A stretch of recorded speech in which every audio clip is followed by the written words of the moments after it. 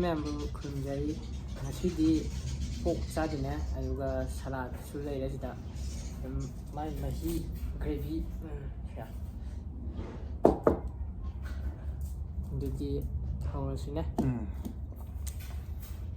ꯆꯥꯛꯇꯤ ꯂꯥꯝꯃꯦ ꯑꯗꯣ ꯊꯕꯛ ꯋꯥꯕꯒꯤ ꯀꯩꯅꯣ ꯇꯧꯔ ꯏꯁꯥꯁꯤ ꯆꯣꯛꯊꯔꯦ ꯑꯩꯅ ꯂꯣꯏ ꯍꯣꯠꯅꯕꯅꯦꯕ ꯃꯥ ꯌꯥꯎꯗꯤ ꯍꯧꯕꯗꯩ ꯂꯣꯏꯕ ꯑꯩꯅ ꯂꯣꯏ ꯁꯤꯟꯕꯅꯤꯅ ꯑꯩꯈꯣꯏ ꯃꯥꯅ ꯊꯣꯡꯕꯅꯦ ꯑꯩꯈꯣꯏ ꯃꯥꯕꯨ ꯑꯣꯐꯤꯁ ꯆꯠꯈ꯭ꯔꯦꯕ ꯑꯗꯒꯤ ꯉꯁꯤꯗꯤ ꯑꯩꯈꯣꯏ ꯃꯥꯅ ꯇꯧꯈꯥꯏꯔꯦ ꯑꯩꯈꯣꯏ ꯃꯥ ꯑꯣꯛ ꯊꯣꯡꯕꯅ ꯐ ꯍꯩꯕꯅꯦ ꯍꯩꯊꯔꯛꯑꯣ ꯁꯤꯁꯦ ꯃꯐꯣꯟ ꯍꯥꯏꯗꯅ ꯑꯁꯤꯗꯤ ꯀꯩꯅꯣꯅꯤ ꯗꯥꯏꯔꯦꯛ ꯑꯁ ꯀꯩꯅꯣ ꯀꯣꯠꯅꯕꯗꯨ ꯌꯥꯎꯔꯛꯇ꯭ꯔꯦꯅꯦ ꯖꯣꯔ ꯑꯣꯏꯅ ꯍꯩꯊꯔ ꯆꯠꯈ꯭ꯔꯣꯅꯦ ꯍꯩꯕ ꯍꯩꯇꯦ ꯈꯪꯉꯗꯤ ꯅꯪ ꯍꯩꯕꯤ ꯌꯥꯕꯅꯦꯕ ꯁꯤ ꯉꯛꯄꯅꯤ ꯏꯅꯥꯎ ꯅꯪ ꯁꯤ ꯆꯝꯄ꯭ꯔꯥꯁꯨ ꯌꯥꯎꯔꯤꯅꯦ ꯆꯝꯄ꯭ꯔꯥꯁꯨ ꯍꯩꯖꯤꯟꯈ꯭ꯔꯦ ꯊꯣꯡꯉꯒꯦꯀꯣ ꯆꯝꯄ꯭ꯔꯥꯁꯨ ꯑꯝꯇ ꯑꯗꯨꯗꯤ ꯍꯧꯔꯁꯤ ꯒꯥꯏꯁ ꯆꯝꯄ꯭ꯔꯥꯁꯨ ꯁꯨꯝꯕ ꯌꯥꯕ ꯌꯥꯗꯦ ꯑꯁ ꯇꯧꯔꯗꯤ ꯉꯁꯤꯗꯤ ꯁꯤ ꯃꯈꯣꯟ ꯌꯥꯝ ꯊꯣꯛꯑꯦ ꯍꯟꯗꯛꯇꯤ ꯉꯁꯤꯗꯤ ꯁꯤ ꯑꯦꯂꯨꯃꯤꯅꯤꯌꯝ ꯐꯣil ꯑꯣꯏꯅ ꯊꯥꯔꯦ ꯂꯥꯗ ꯐꯪꯗ꯭ꯔꯦ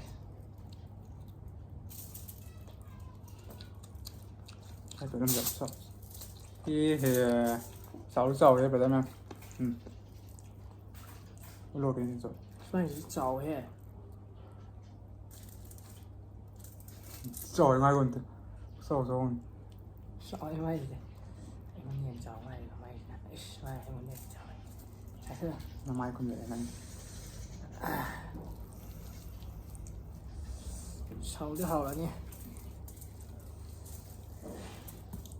ꯄꯨꯛꯇꯤ ꯈꯔ ꯇꯧꯔꯅꯤ ꯈꯔꯗꯤ ꯅꯥꯔꯅꯤ ꯄꯨꯛ ꯑꯩ ꯏꯁꯥ ꯉꯝꯗꯕꯅꯤ ꯆꯥꯛꯈꯨꯝ ꯈꯔ ꯆꯥꯎꯅ ꯄꯨꯛ ꯅꯥꯏ ꯍꯥꯏꯒꯅꯨ ꯀꯔꯤꯅꯣ ꯆꯥꯕ ꯍꯧꯗ꯭ꯔꯤ ꯅꯠꯇꯦ ꯅꯥꯕꯩꯅꯦ ꯍꯛꯆꯥꯡ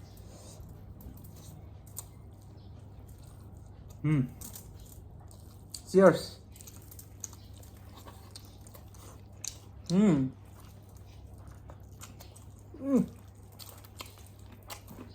ꯋꯥꯎꯗꯣ ꯑꯃꯨꯛ ꯌꯦꯡꯉꯒꯦ. Cheers. ꯑꯣꯛꯀꯤ ꯃꯍꯥꯎ ꯑꯁꯤ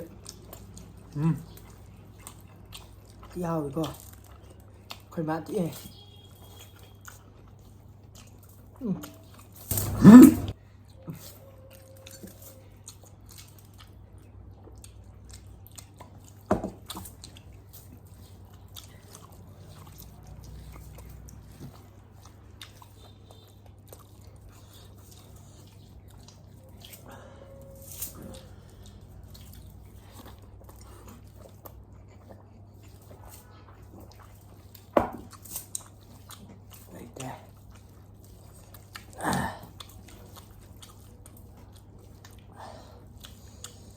ꯒ꯭ꯔꯦꯚꯤꯁꯦ ꯌꯥꯝ ꯍꯥꯎꯔꯦ ꯍꯥ ꯊꯥꯏꯅꯗꯤ ꯃꯃꯥꯡꯒꯤ ꯒ꯭ꯔꯦꯚꯤꯁꯦ ꯌꯥꯛꯄꯅꯦꯕ ꯌꯥꯛꯑꯒ ꯊꯨꯝꯗ ꯁꯨꯝ ꯈꯔ ꯌꯥꯛꯄꯅꯦ ꯁꯤꯗꯤ ꯊꯨꯝꯗ ꯑꯗꯨꯝ ꯆꯝ ꯒ꯭ꯔꯦꯚꯤꯗꯕꯨ ꯆꯞ ꯆꯥꯔꯦ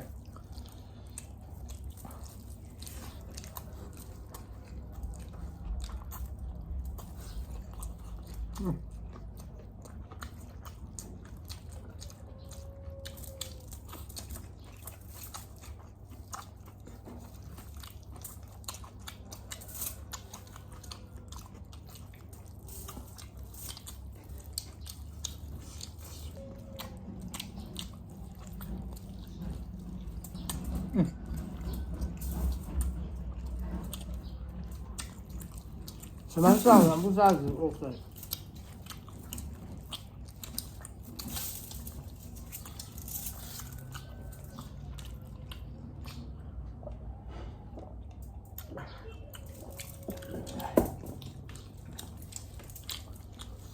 내라는 싶어.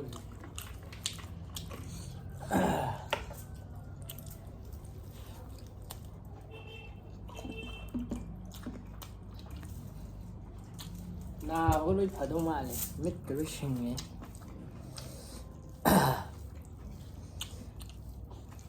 하울과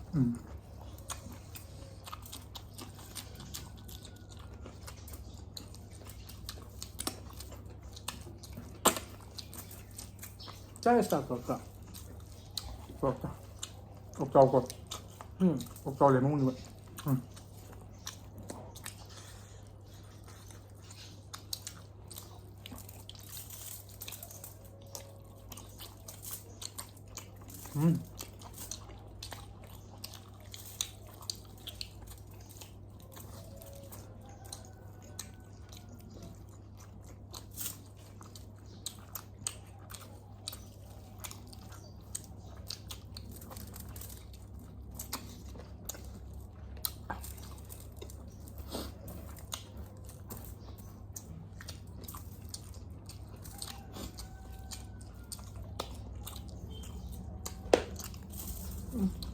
ม่รู้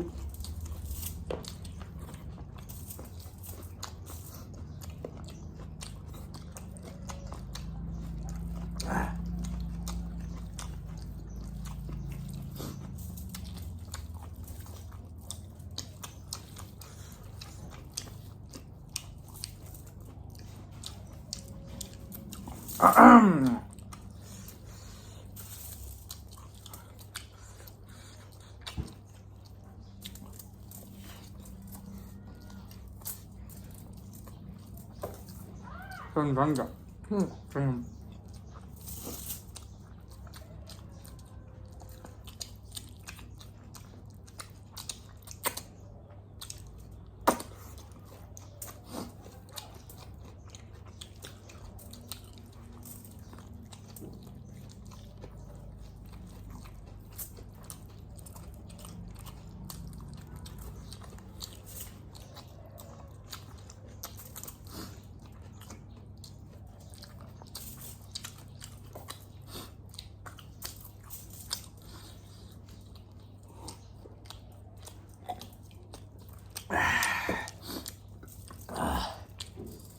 คว้าอยู่เนี่ยมากุ้งบ้าง มาจ้อง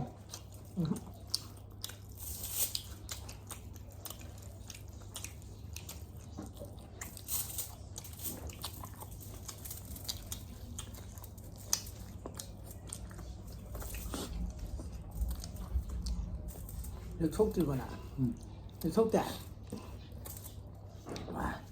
เคยเดี๋ยวทุกป่ะหัวเรามันด่า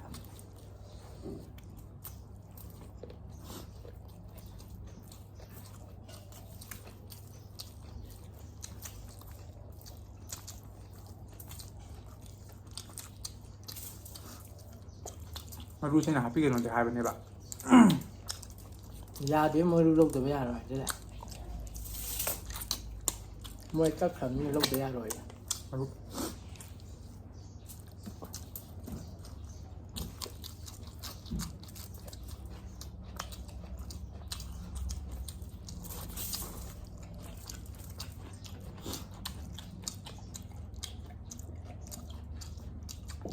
ว้า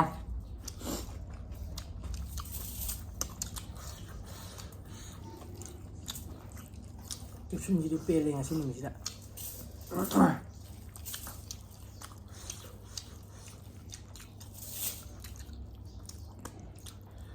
마루 시작하자.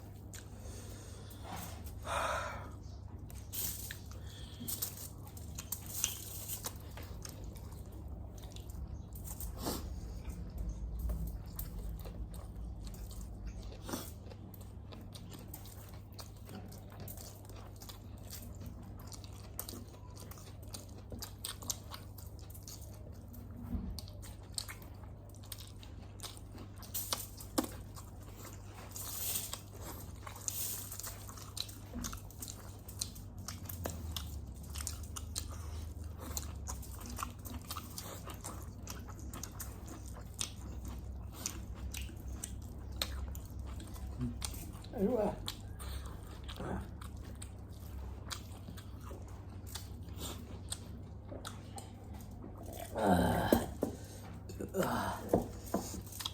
모살 살았지네. 살기 먹어주네.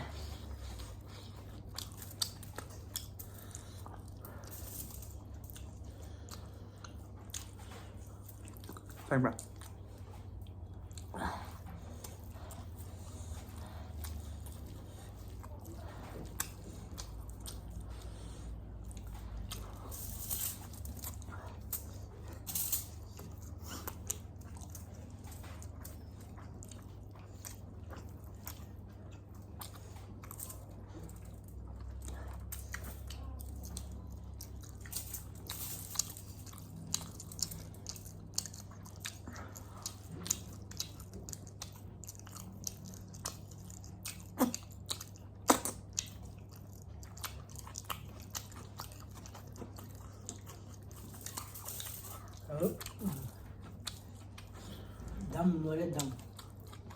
ꯆꯥꯕꯗꯤ ꯉꯝꯗ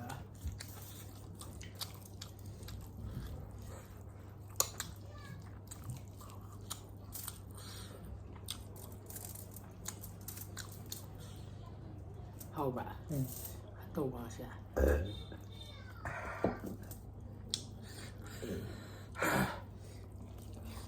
ꯃꯇꯨꯡꯒꯨꯝꯕꯁꯦ ꯈꯪꯉꯝꯅꯤꯕꯀꯣ ꯀꯦꯞꯁꯨꯟꯁꯦ ꯁꯤꯗꯤ ꯀꯩꯅꯣ ꯊꯨꯛ ꯊꯨꯛ ꯂꯥꯎꯕꯗ ꯇꯧꯔꯛꯑꯦꯕ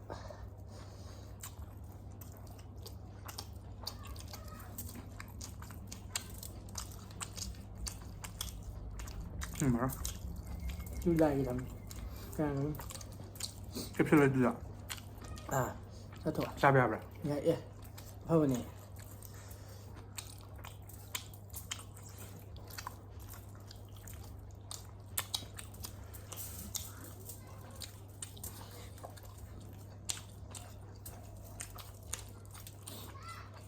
KG 아니면 자기야 2kg hꯧꯖꯤꯛ 이반 자이도 마카이 해랍니다 마카이 헨디